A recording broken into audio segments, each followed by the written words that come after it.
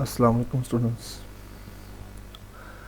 जैसा कि आपको पता है कि हमारा HTML का टॉपिक जो है वो ख़त्म हो चुका है। हमारा लास्ट टॉपिक HTML का था टेबल्स। आई होप आप लोगों को समझ आ चुकी होगी कि HTML किस तरह हम यूज़ करते हैं और किस तरह हम उससे फर्दर HTML से अपने वेब पेज का डिज़ाइन बनाते हैं। अब नेक्स्ट हमारा टॉपिक है CSS। CSS क्या है? CSS stand for cascading style sheet. CSS described how to HTML element are to display on screen, paper और in the other media। यानी कि CSS में कह रहा है कि CSS हम इसलिए यानी कि यूज़ करते हैं कि हम हमें HTML एलिमेंट को किस तरह स्क्रीन पर या किसी पेपर पर या किसी मीडिया पर डिस्प्ले करवाते हैं हम। CSS हमारा काफ़ी यानी कि वक्त को उसको या टाइम को सेव करता है, वर्क को ये कंट्रोल करता है कि हमारा जो वेब पेजेस हैं वो किस तरह मल्टीपल स्क्रीन पर हमें शो होते हैं। CSS बेसिकली इस तरह है जैसे मिसाल के तौर पर हम अगर कोई घर बनाते हैं, उसका ढांचा क्रिएट करते हैं, तो उसको जो हम कलर करते हैं ना, अपना डिफरेंट कलर्स करते हैं, शेड्स वगैरह लगाते हैं, तो वो हमारा अगर हम घर में देखें तो उसे हम कलरिंग करना कहलाते हैं कहते हैं। अगर हम उसी चीज़ को अगर हम इस वेब में अप्लाई करें तो हम वेबसाइट की डिस्प्ले यानी कि लेआउट को चेंज करते हैं, लेआउट को अट्रैक्टिव बनाने के लिए CSS को यूज़ करते हैं।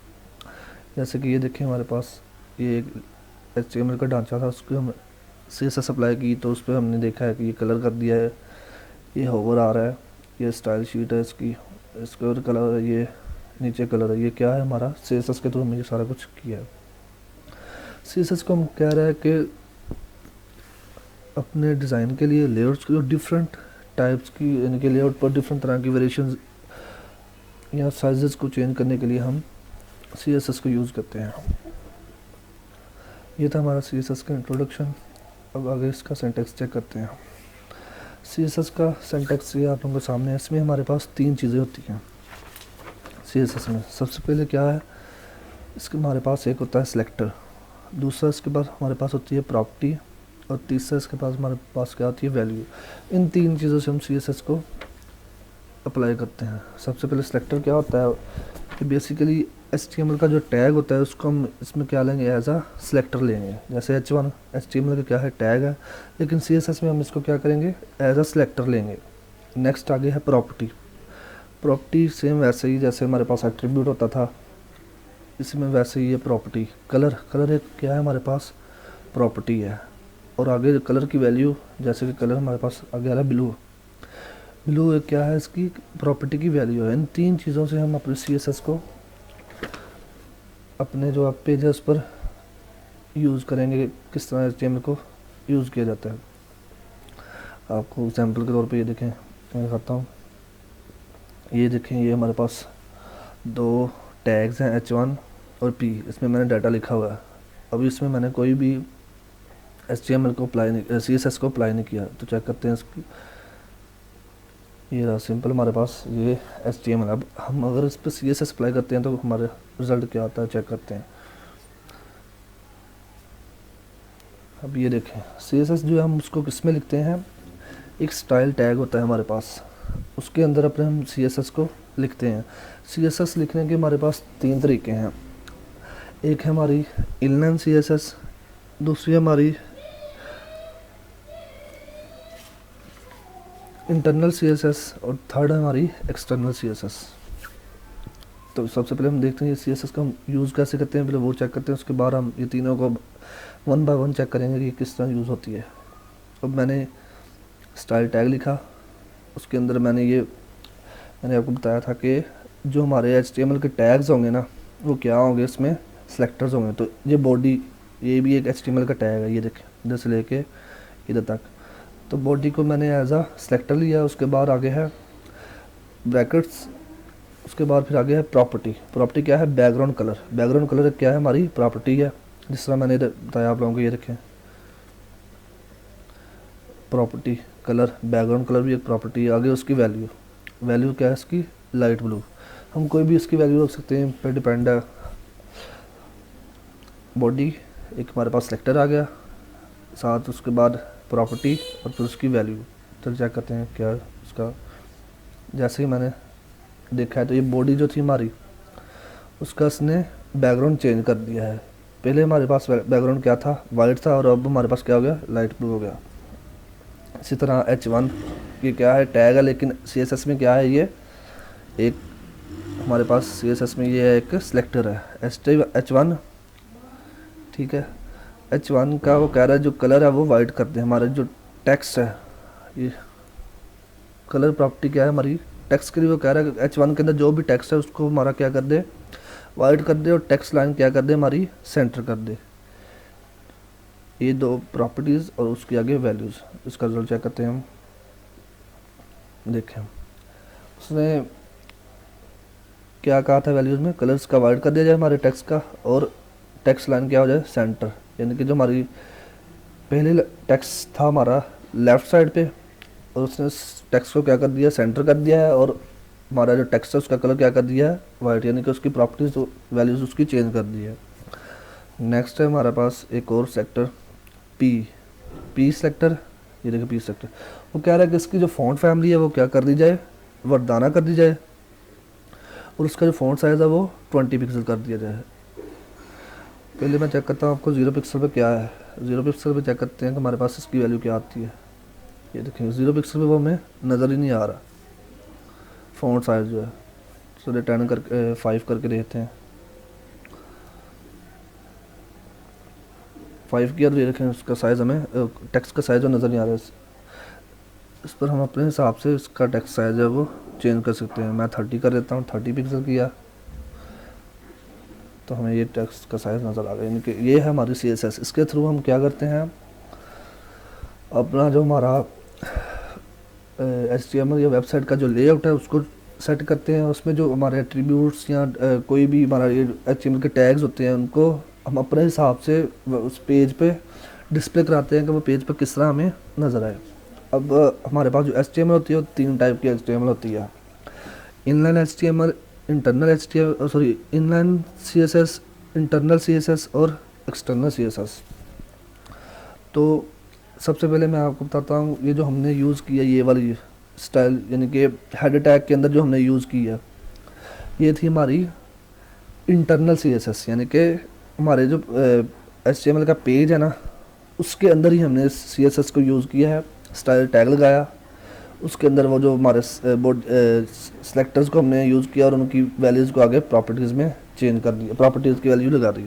जैसे कि बॉडी एक थी हमारे पास, सेलेक्टर था, आगे उसकी बैकग्राउंड क्या था, ये एक हमारी प्रॉपर्टी थी, और आगे ब्लू उसका क्या है, एक हमारी वैल्यू। अब इसको हम चेंज कर सकते हैं, ग्रीन भी कर सकते हैं।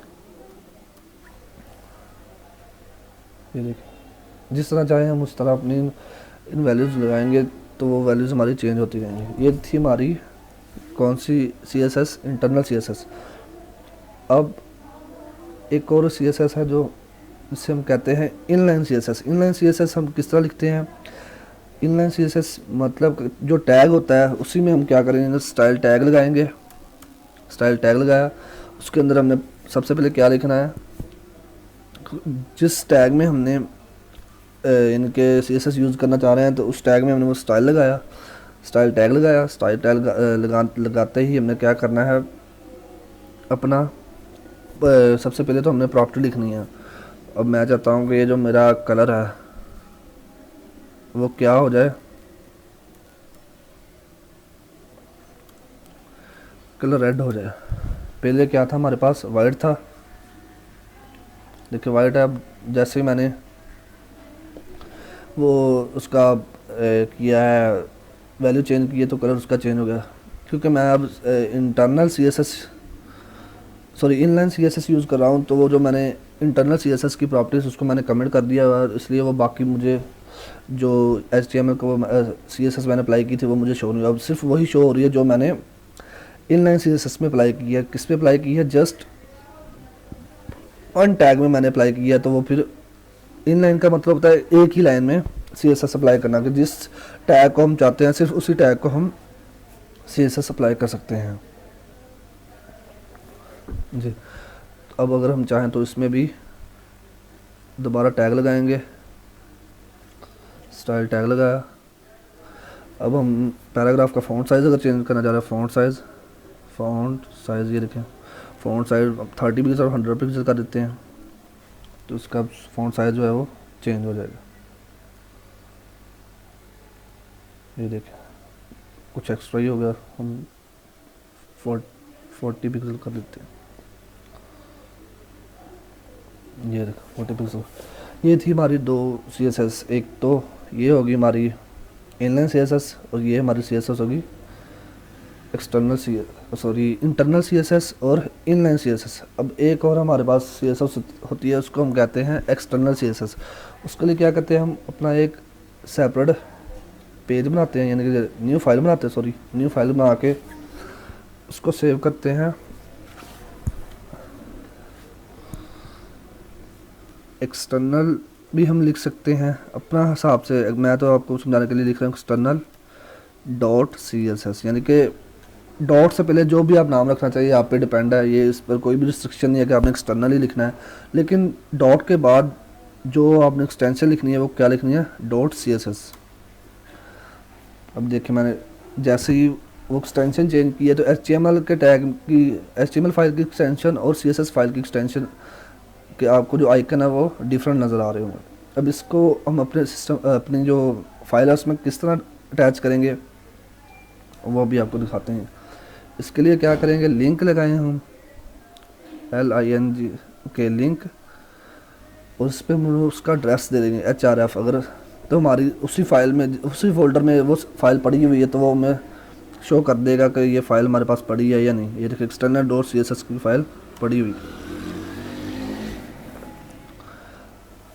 तो अब मैंने ये जो फाइल है वो हमारे जो HTML के साथ है वो लिंक हो चुकी है। अब हमारा इसमें क्या करना है, हमें ज़रूरत नहीं है इसमें इसको स्टाइल टाइल लिखने की, क्योंकि हमने इसको इधर लिंक कर लिया हुआ है। ठीक है, अब हम इसमें सबसे पहले क्या करेंगे, अपना सिलेक्टर सेलेक्ट करेंगे। इसमें हमारा सिलेक्टर कौन सा है, H1 सिलेक्टर है। फिलहाल पहले मैं आपको दिखाता हूँ, जब मैंने सारी CSS रिमूव कर दी है तो कैसा सिंपल सा शो हो रहा है। अब मैंने एक्सटर्नल CSS यूज़ किया है, तो उसके लिए सबसे पहले क्या करता है, हम सिलेक्टर सेलेक्ट करते हैं। H1 हमारा क्या है, सिलेक्टर है, ब्रैकेट्स लगाएंगे। अब इसमें हम वैल्यूज़ इसकी चेंज करेंगे। हम इसका क्या कहते हैं, टेक्स्ट लाइन टेक्स्ट कर देते हैं, टेक्स्ट लाइन या कंटेंट करके दे दिया, बल्कि फॉन्ट साइज बल्कि कलर कर देते हैं, कलर्स का रेड कर देते हैं। ठीक है, फॉन्ट साइज बल्कि वो तो रहने देते हैं, टेक्स्ट लाइन करके देते हैं, टेक्स्ट लाइन, हाँ टेक्स्ट लाइन सेंटर करके देते हैं, क्योंकि फ़िलहाल हमारी जो है वो टेक्स्ट लाइन लेफ़्ट थी तो हम इसको सेंटर करके देते हैं। ये देखें इंटरनल CSS किस तरह यूज़ करते हैं, एक्सटर्नल किस तरह करते हैं वो आप, और इनलाइन किस तरह करें, तीनों की तीनों मैंने बता दी हैं। इसी तरह हम पैराग्राफ को भी चेंज करेंगे। हम क्या करेंगे, सबसे पहले ये हमारा सेलेक्टर है, इसको सेलेक्टर को इधर सेलेक्ट किया, लिखा इधर P, उसके बाद जो उसकी वैल्यू करना चाहते हैं चेंज वो हम कर सकते हैं। फ़ॉन्ट फैमिली वर्दाना, क्योंकि वहाँ सिंपल ही है फ़िलहाल वर्दाना, ज़रूरी नहीं है यही हम यूज़ करें। फ़ॉन्ट फैमिली काफ़ी सारी फ़ॉन्ट फैमिलीज़ है, नेट पर आप सर्च करेंगे तो आपको मिल जाएंगी। फ़िलहाल मेरे जहन में यही आ रही है तो मैं यही लिख रहा हूँ। और आगे इसका text size, font size 80 pixel कर देते हैं। अब चेक करें, पहले क्या था, ये साइज़ इसका छोटा है, जैसे हम साइज़ चेंज किया है उधर तो वैसे ही बड़ा हो गया। इसका हमने 30 कर देते हैं ताकि हमें शो हो। ये देखें, तो ये थी हमारे पास 3 तरह की CSS। तो हम CSS को किस तरह अपनी HTML में यूज़ करते हैं, क्या मेथड है, ये 3 से 4 चीज़ें होती है जिसके थ्रू बेसिकली चीज़ें तो 3 होती है इसी पर CSS अप्लाई हो जाती है। एक सिलेक्टर होता है, उसके बाद प्रॉपर्टी होती है, जो प्रॉपर्टी हम अप्लाई करना चाह रहे हैं, और उस प्रॉपर्टी की वैल्यू होती है। इन 3 चीज़ों से ही हमारा जो CSS सारी चलती है। अब इसमें एक और मेन चीज़ है कि कमेंट्स क्या होते हैं। कमेंट्स किस तरह यूज़ करते हैं हम, जैसे कि कमेंट्स आपको मैंने HTML में भी बताया, सेम इसमें भी वही चीज़ है कि हमारा जो कोड है वो हमारी फाइल में तो हमें नज़र आए, लेकिन जो हमारा फ्रंट पेज है जहाँ हम डिस्प्ले करवा रहे हैं, आउटपुट शो करवा रहे हैं, इधर हमें शो ना हो कि हमने वो कोड लिखा हुआ है। जैसे ये कमेंट मैं चाहता हूँ कि पी जो है वो उसको कमेंट कर दूँ, इसकी जो भी वैल्यूज़ है वो उसका कोई भी फ़र्क ना पड़े, वो जो हमारी फ्रंट एंड है। ये देखें, इसका जो शॉर्टकट की है कंट्रोल फॉरवर्ड स्लैश करेंगे तो हमारा जो मल्टी लाइन जो है वो कमेंट्स ओके हो जाए। अब ये जो है वो सिर्फ हमें नज़र आएगा हमारा एडिटर में, IDE में, लेकिन जो हमारा फ्रंट साइड है वहाँ से इसका जो भी रद्द-ए-अमल है वो सारे का सारा गायब हो जाएगा। ठीक हो गया। कमेंट्स के भी दो तरह के होते हैं, एक होता है वन लाइन कमेंट्स यानी कि सिंगल लाइन, और एक होते हैं मल्टी लाइन कमेंट्स। ये था हमारा मल्टी लाइन कमेंट। अब मैं अगर सिंगल लाइन करना चाहूँ तो उसके लिए क्या करेंगे, फॉरवर्ड स्लैश स्टैटिक और मान लें कि ये हमारा ये कमेंट हो चुका है। अगर ये भी नहीं लगाना चाह रहे सिर्फ छोड़े तो कंट्रोल फॉरवर्ड स्लैश करेंगे तो वो सिंगल लाइन जो कमेंट है हमारा वो हो जाएगा। अब ये वाला जो है वो टेक्स्ट लाइन सेंटर जो है हमारी प्रॉपर्टी, अब इस पर हमारे पे अप्लाई होंगे। जस्ट हमारा क्या वहाँ अप्लाई होगा, कलर रेड CSS में अप्लाई होगा। देखें, कलर सिर्फ रेड अप्लाई हुआ। जो दूसरी जिसको हमने कमेंट किया है वो जस्ट हमें IDE में नज़र आ रही है, यानी कि हमारे सबलाइन में नज़र आ रही है हमें, लेकिन जो हमारा फ्रंट एंड है ना उधर हमें कुछ भी नज़र नहीं आ रहा, उधर सिर्फ वही प्रॉपर्टीज़ नज़र आ रही जो हमने अप्लाई की हुई है, जो अनकमेंट है। अब नेक्स्ट आप लोगों के लिए एक छोटा सा टास्क है कि सिलेक्टर्स, अभी तो मैंने अभी एक किस्म का ही आपको सिलेक्टर करवाया है, वो है टैग। HTML का ये जो है टैग, ये सिलेक्टर करवाया आपने। नेक्स्ट आप लोगों की जो क्लास है इंशाल्लाह तक अगर लाइट का इशू ना हुआ तो मैं आपकी जो क्लास है नेक्स्ट वो जूम पर लूँगा, और उसमें आप लोगों से पूछूंगा कि जो सिलेक्टर्स CSS में जो सिलेक्टर्स होते हैं वो कितने टाइप के होते हैं। आप सब स्टूडेंट्स ये नोट कर लें कि आप लोगों का ये टास्क है कि सिलेक्टर्स क्या होते हैं CSS में और कितने टाइप के सिलेक्टर्स होते हैं। ये आप लोगों ने टास्क कंप्लीट करना है। नेट से चाहे आप देखें जहाँ से मर्ज़ी, आप ये आपने टास्क कंप्लीट करना है, और मैंने आप लोगों से इसके बारे में नेक्स्ट जो हमारी ऑनलाइन क्लास होगी उसमें इसके बारे में आपसे पूछना है। अगर किसी को किसी किस्म की इधर तक जो मैंने पढ़ाया है अगर किसी किस्म की क्वेरी हुई तो वो मुझसे बाद में कॉन्टेक्ट कर सकता है। अल्लाह हाफ़िज़।